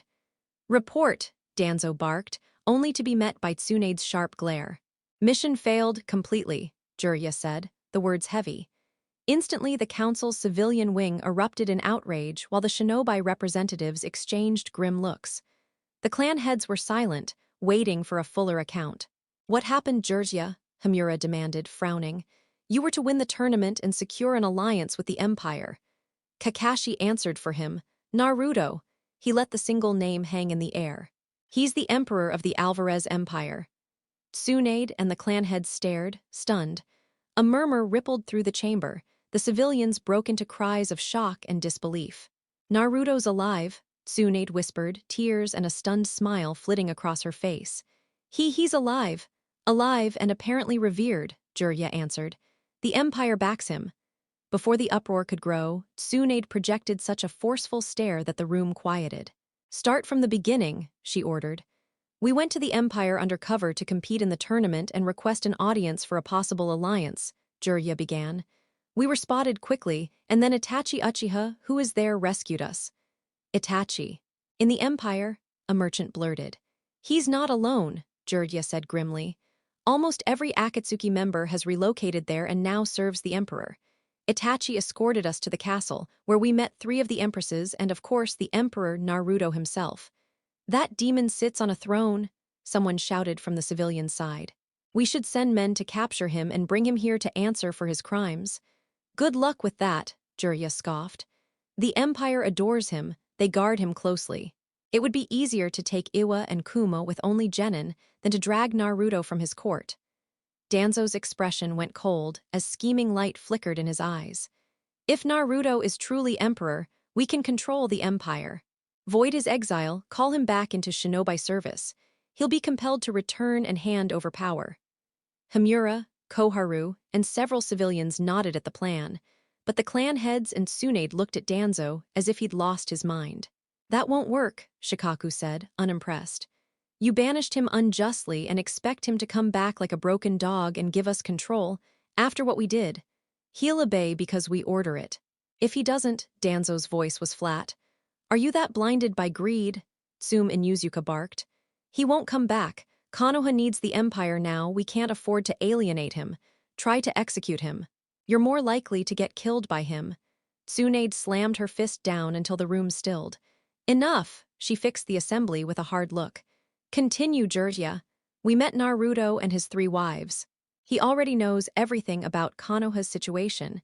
Either he has spies or some other means of intelligence. He had no interest in an alliance. His refusal made the Sharingan's political leverage collapse when Itachi's allegiance became known. Neji Hyuga offered the Byakugan as leverage, but Naruto refused, saying that if someone of influence in the Empire allied with a Hyuga, the elders would do anything to keep progeny in Konoha. They'd use the caged bird seal if they felt threatened. Hayashi Hyuga inclined his head, resigned. Then Naruto proposed a bargain. Had we won the tournament, we would have secured the alliance and the chests of gold, Jiraiya continued. Merchants in the room licked their lips at the thought, but the rest knew how it had ended. With that changed plan, everyone except Sakura and me entered the contest to ensure our injured fighters would get medical help if needed. At the arena, we discovered something else. Naruto has children. What? The room erupted. Children, the demon has offspring. There are more Kyuubi in the Empire now, civilians babbled and panicked. Danzo's mind already raced on darker plans. Abduct the children, manipulate them, turn them into pawns. They don't show any clear sign of Kyuubi chakra, Jiraiya said. There are 5 children, 2 girls and 2 boys aged between 1 and 3, each born to a different empress. The 5th is a teenage girl, probably adopted. She participated in the tournament and defeated Sai. How bad did it go? Tsunade asked, still reeling. On a scale from 1 to 10, Jiraiya said with a weary look. 11. He paused. There were 16 contestants, 7 from Konoha. We should have had a decent shot, but the Empire's fighters were basically cage level. All our people were beaten within minutes. Guy, Kakashi, and even Sasuke fell. Sai lost an arm. Silence, heavy and stunned, settled over the council. Impossible! Himura slammed his palm against the table, eyes burning as he stared at Guy and Kakashi. 3 of our finest taken down that easily. How did this even happen? Guy rubbed his temple, the memory still sharp. I faced an ancient martial master. I opened several gates and still couldn't land a hit. He swallowed, remembering the blow that humbled him. He defeated me with a style I'd never seen before. Danzo leaned forward. This technique, Kakashi, were you able to copy it? Kakashi shook his head, frowning. I tried, repeatedly. But none of their fighters used chakra the way we know it. Their motions were so fast that neither Sasuke nor I could keep track. The one who beat me fought with raw lightning and electrical force. He even consumed the chakra from my Reikiri. About Sasuke, Koharu glanced at the empty chair once reserved for the Uchiha. Where is he? Jiraiya scratched his neck, avoiding their stares. He was last to square off and lost to the 4th Empress. After that, he tried to assassinate Naruto in broad daylight in front of the arena crowd. Tsunade's eyes went wide. What? Naruto reacted fast, used the fox's chakra to fend him off, and then one of the empresses ordered Sasuke arrested along with every shinobi from Konoha who stood there. Jiraiya's voice grew flat as the room absorbed the news. They hauled us off to the castle dungeons and later dragged us in front of Naruto and the empresses. We learned that Kakuzu, yes, the Akatsuki member, is now the Empire's treasurer, Jiraiya continued. Under his counsel, Naruto demanded 15 chests of gold as reparation for the assassination attempt. 15 chests? A voice hissed. That's nearly all our reserves. Who does he think he is, ordering this? He's just a brat possessed by a demon. Tsunade slammed her hand down, silencing them so quickly they all flinched. Enough, I am tired of your bickering. Interrupt this report again and I will have you executed myself. Fearful nods spread through the room. She motioned for Jiraiya to proceed. Given that 15 chests would cripple the village, Naruto proposed an alternative. Jiraiya looked at Tsunade, and she felt a cold knot form in her stomach. He asked for his inheritance, everything that belonged to his parents. All of Minato and Kushina's possessions and knowledge. Absolutely not, Himura rose, indignation carved into his face. Even if he truly is the Yandame's son, the knowledge and wealth of Minato and Kushina belong to Konoha. Everyone in the room knew the truth about Naruto's lineage now, though some still dismissed it as rumor, and they also knew the Namikaze home had been sealed with powerful protections. Minato and Kushina had left behind riches, weapons, and sealing, knowledge guarded by defenses no one had breached. Jiraiya had tried and failed to override them. Even Tsunade, with Uzumaki blood in her, could not bypass the seals. The Namikaze estate had been locked since that fatal night when Minato died. Naruto wants his inheritance, and Sasuke remains imprisoned in the Empire. In roughly a week, a caravan with an imperial emissary will arrive to claim whatever they can. Sasuke will only be freed once Naruto's demands are met. Jiraiya exhaled slowly. It's likely Naruto will prepare a key seal to bypass the mansion's wards, or the emissary might have the means to remove them. How dare they hold Uchiha-sama captive? He's a noble of Konoha, not some common criminal. Jiraiya turned to the merchant who'd spoken. In the Empire, titles mean little to them. Either we hand over what Naruto asks for, or we risk never seeing the last Uchiha again. We should send ANBU to rescue Sasuke, a small, elite squad. Himura shot a look to Danzo, the older man inclining his head in agreement. Tsunade's glare cut across them. Absolutely not. We're already in a mess because of that brat. I will not send Shinobi to save his skin and provoke a diplomatic disaster with the Empire. A spell in a cell will do him some good. But Hokage-sama, no, I said no, now leave. Her voice brooked no argument. Within moments the council chamber emptied, leaving Tsunade and Jiraiya alone. I'm close to leaving this place myself, she muttered, sinking into her chair. What are we going to do, Tsunade? Jiraiya asked quietly. There might be resources inside Minato and Kushina's home that could help Konoha recover. She stared at him, incredulous. You want to let them have it? You can't be serious. Jiraiya slammed his palm on the desk. Konoha's on the brink. Their knowledge and funds could save us. Don't you care about the village? Tsunade's expression hardened. This stopped being my village the day all of you turned against Naruto. I'm not joking when I say I'm tempted to walk away from this hell. She grabbed his collar, searing fury in her eyes. When the emissary comes, I will be there to escort them to Minato's house and let Naruto take whatever's rightfully his. If anyone interferes and things escalate, I swear on my grandfather's and great-uncle's names, I will personally kill those responsible. Jiraiya met her gaze, then left, shoulders tight with warning. Alone, Tsunade slumped back and thought, this whole thing reeks of Danzo. If I had to bet, I'd bet on his plotting, and I only wish I were wrong. They didn't need the Empire as an enemy. News of Konoha's humiliating losses in the tournament spread like wildfire. Everyone soon knew about Naruto, his bloodline, and Sasuke's fate. Fingers pointed, whispers turned to open accusations, and many labeled Naruto a traitor for not defending the village in its hour of need. Tsunade seethed, but there was no time for indulgence. A week passed, and through the endless, driving rain she saw a caravan approaching along the main road. The emissary had arrived. Even through the storm, a long procession cut across the muddy path, 100 figures lined up in disciplined columns.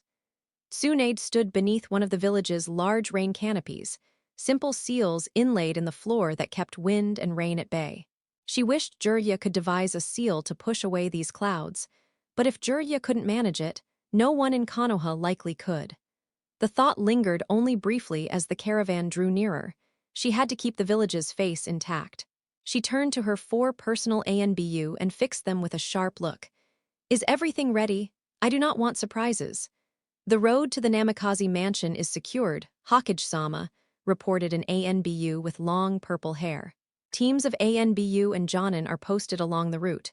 Good, resolve this quickly. An ANBU wearing a boar mask hesitated. Permission to speak frankly, Hokage-sama? Granted. Why does the Emperor make such a show of this? Reports say he brought warriors and monsters of unparalleled skill, even Itachi Uchiha. He could have quietly sent someone to claim the estate without fanfare. Tsunade sighed. Because he can. He's the Emperor. He didn't need to contact us before, he only needs what he can take now. He probably anticipated everything, perhaps even Sasuke's assassination attempt, and now he can arrive here, act perfectly reasonable, and claim his due. Even the daimyo won't oppose him once the truth is known. The ANBU exchanged glances, reluctant to argue. Their daimyo was unreliable, and to openly challenge the Empire, especially with Naruto's Kyuubi-backed might and possible allies among superhuman warriors, would be folly. Prepare yourselves. They're almost here, Tsunade said. The convoy was mere tens of meters from the castle gates. From where she stood, she could make out the formation, 5 columns. The flanks held 25 armored knights each, mounted and heavy. 2 inner columns of 25 foot soldiers, spears and shields glinting bronze, and in the center, a column clothed entirely in black. What Tsunade suspected were ninja, faces masked except for their eyes, moving with a controlled, dangerous calm. Die, demon lover! An ANBU shouted, lunging at her with his tanto raised, only to be skewered by a barrage of small, spear-like kunai that tore through him, leaving nothing but a mangled heap. Glancing to her right, Merlin spotted King gliding effortlessly toward her, his expression bored. We can handle this ourselves, right? Absolutely, Merlin replied with a sly smile, raising her right hand to unleash a volley of energy beams that struck enemy shinobi, reducing them to ash in an instant. They came at us first, after all. King gave a slight nod before soaring into the air, wielding his sacred treasure with deadly precision. He struck multiple foes at once, either killing them instantly or wounding them enough that the remaining enemies finished the job. A few shinobi attempted to launch jutsu at him, but the small spears forming his weapon swarmed to shield him before descending on his attackers, leaving only crimson stains on the rooftops. Merlin ascended as well, firing more energy blasts with complete disregard for the terror-stricken expressions of her targets. Within moments, anyone unlucky enough to stand in her path was reduced to nothing. She shook her head, thinking how pitiful it was that supposed elite shinobi could be so easily shaken. Gems like Itachi Hayabusa truly were rare amidst all the rubble. A sudden tremor drew attention from many as 2 ANBU of the Akimichi clan grew massive, their hunger from recent famines having drained them over the years, prompting them to use size to crush opponents. Their surprise was immense when Diane instantly grew, just slightly shorter than the giant pair, gripping her enormous war hammer as though it were a mere stick. The Akimichi swung with all their strength, but Diane blocked both blows with her weapon's shaft, shoving them back and tearing up part of the street. Before they could recover, she slammed them with her hammer, sending them flying and shrinking back to normal size before crashing into houses, leaving gaping holes in the ceilings. Slamming her weapon onto the ground, Diane muttered, "Even though Naruto warned me, I didn't think these ninjas could grow taller than me." She then batted away a couple of attacking shinobi, shattering several bones in the process. Nearby, Ban moved like a shadow, weaving through enemies with his 4-section staff, striking lethal points or using his magic to rip hearts from chests, letting them drop lifelessly to the ground. After smashing a Chunin's skull, he pivoted just in time to see an ANBU pierce his chest with a sword. Spitting blood, Ban grinned at his attacker. "That hurt, you know, Tilda." The ANBU froze, startled, as Ban lifted him by the throat effortlessly. What are you?" "Oh, that's easy, Tilda, I'm immortal." Snap. The corpse of the man whose neck he had just broken fell aside as Ban turned toward the mansion. 3 ninjas had breached the wall of knights and bronze soldiers, heading straight for Brandish, who remained unmoving by the door. Calmly, she tossed 3 pebbles. The ninja laughed, thinking her harmless, but in a blink, the pebbles transformed into massive boulders, crushing them instantly. Brandish exhaled and resumed observing the battle. "Why am I even here? Virgil could have just sliced those seals himself." Virgil, son of Sparta, was a whirlwind of death. He appeared and vanished in seconds, leaving enemies as nothing more than scattered pieces of flesh. After decapitating 3 ANBU with one swift strike, he moved beside Tsunade, his gaze cold. Has this village degraded so much that you attempt to kill Empire emissaries? Wait, Virgil, I swear this wasn't my idea, Tsunade cried, having just taken down 2 Jonin. I would never order such a thing. Virgil shook his head. Then your subordinates act against you and ignore your command. He moved on, dispatching another shinobi. We will speak on this matter soon. Tsunade gritted her teeth, half aware of who might be responsible. Inside the mansion, infiltrating ANBU scoured for scrolls and weapons. Search every corner. Danzo-sama wants everything recovered. So that's your boss, Meliodas murmured, stepping into view with a smirk. Naruto warned me this creepy guy would make a move. Guess I'll owe him a free meal at the tavern later. You won't live to see that. Kill him! One ANBU shouted, launching a fireball mirrored by his comrades. As flames neared, Meliodas drew his sword with lightning speed. Counter vanish! His strike neutralized the attacks, leaving his opponents stunned. This is Naruto's home. I won't let anything happen here, Meliodas stated firmly. As the ANBU advanced for hand-to-hand combat, an oppressive, unnatural pressure pinned them in place. His eyes became inky pools, and a strange mark appeared on his forehead. Some recognized the aura of Orochimaru's cursed seal. A cruel grin spread across his face. You've always feared Naruto as a demon, haven't you? He said, stepping forward. The ANBU staggered back.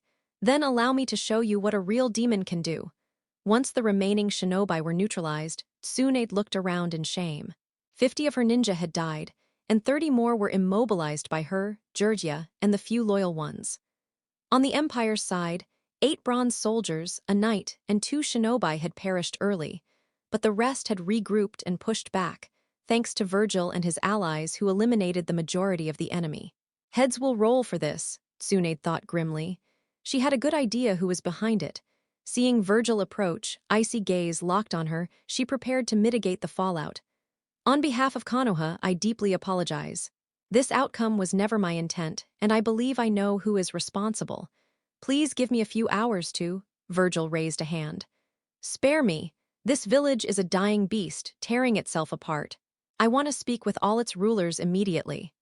Normally, Tsunade would bristle, but even the Empire's emissaries had noticed the truth in his words. She sighed and summoned a shinobi to convene the council urgently. Dead comrades were stored in special scrolls, while Empire shinobi entered the Namikaze residence to reclaim Naruto's inheritance. This won't end well. True to form, she hurried to Hawkage Tower with Jiraiya and his ANBU, Virgil and Merlin accompanying them to prevent further betrayal. Despite calling the council 20 minutes prior, civilian representatives arrived calmly, showing no remorse, while her 3 advisors were conspicuously late. Finally, the doors opened, and the 3 arrived, trying to project superiority, but Virgil's annoyed look and Merlin's amused smile betrayed their futility.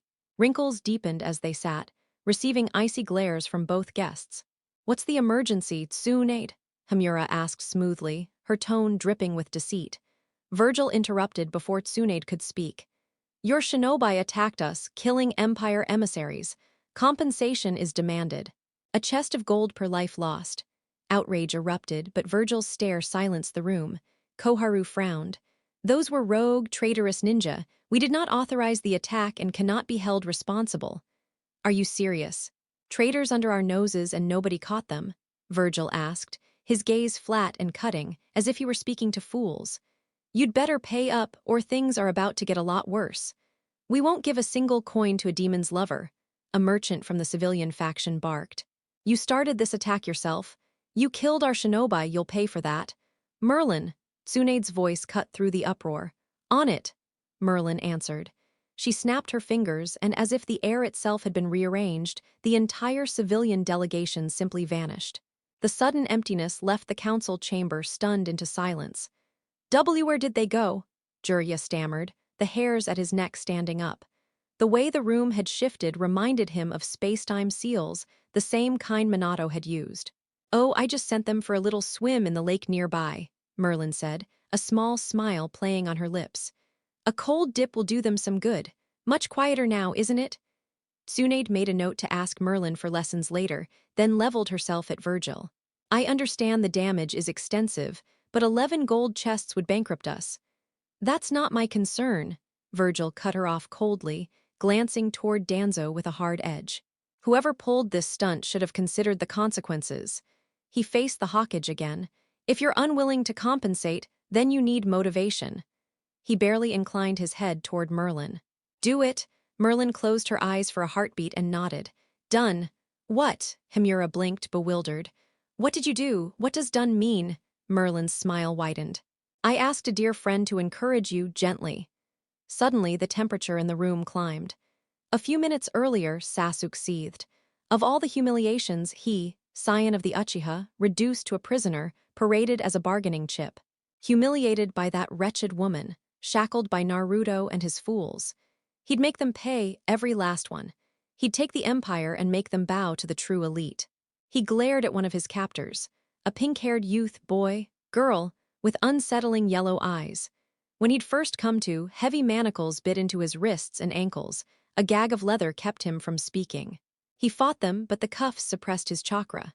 Moments earlier, a team of 4 ANBU had found him, only for that pink-haired one to put them down with strange, sparking arrows. The 4 lay unconscious nearby. Next to him, a lanky, orange-haired man with a ludicrous mustache slumped, an arrow lodged in his neck. He wasn't dead, merely asleep.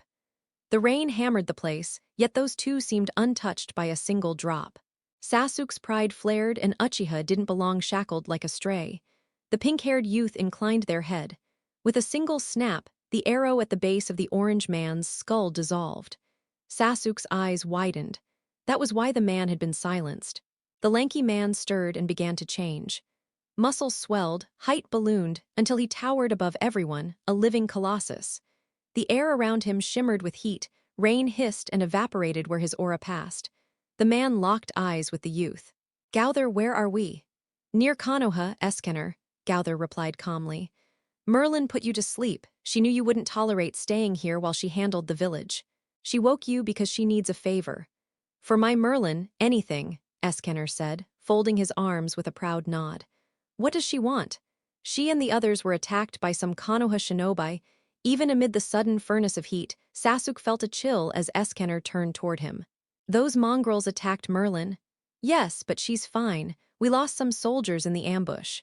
Gauther's voice never betrayed shock. They're negotiating compensation, but the council won't cooperate. Merlin wants you to make them pay. Eskener's look could have set stone ablaze. He glanced to the mountain carved with the 5 Hawkage faces. That monument's tasteless anyway. He raised a single finger. A small sun flared into being, sizzling the grass beneath it. With a thunderous bound, Eskener hurled that miniature star at the mountain. Pride flare. The rock melted like wax under the inferno. In seconds, the renowned faces and their entire facade were nothing but molten ruins and smoking stone. The chamber filled with stunned cries. Koharu shouted, "What have you done?" Sweat beaded on half the council as they reeled from the heat and the sheer audacity of the destruction. Motivation, Virgil said, expression unflinching. Pay us or the rest of the village will suffer the same fate. This is a declaration of war, Himura barked, some clan heads trembling with dread. We can't stand by. Save your protests, Virgil replied flatly. No one will take Konoha's side. Danzo watched Virgil like a man sizing up a blade. The cratered monument was a terrible wound, but not fatal. If he could control a weapon like Virgil, a warrior who reduced skilled shinobi to nothing, he could reshape the balance between the hidden villages and seize power. Silently, he molded chakra beneath his bandages, trying to slip a Sharingan into Virgil's mind. But Virgil was not so easily bent.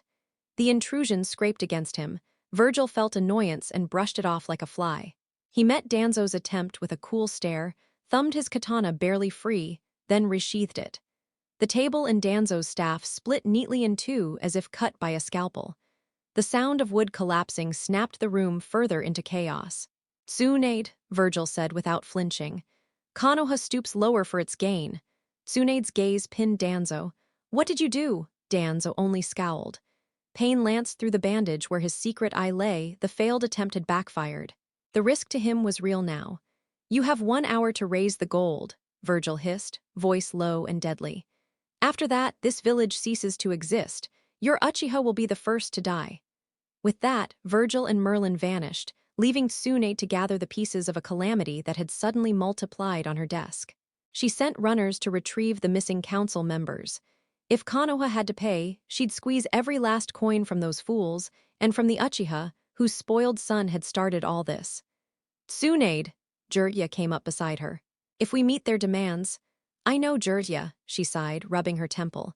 If we pay, Konoha might as well be finished. In a dim, distant chamber, a cold voice read the report aloud with an amused tilt. Is the assessment correct? Yes, a subordinate answered. We corroborated it with 3 separate sources, Orochimaru-sama. Orochimaru lounged on his seat, a slow smile stretching across his face that unsettled even the hardiest shinobi. Naruto-kun has kept busy, hasn't he?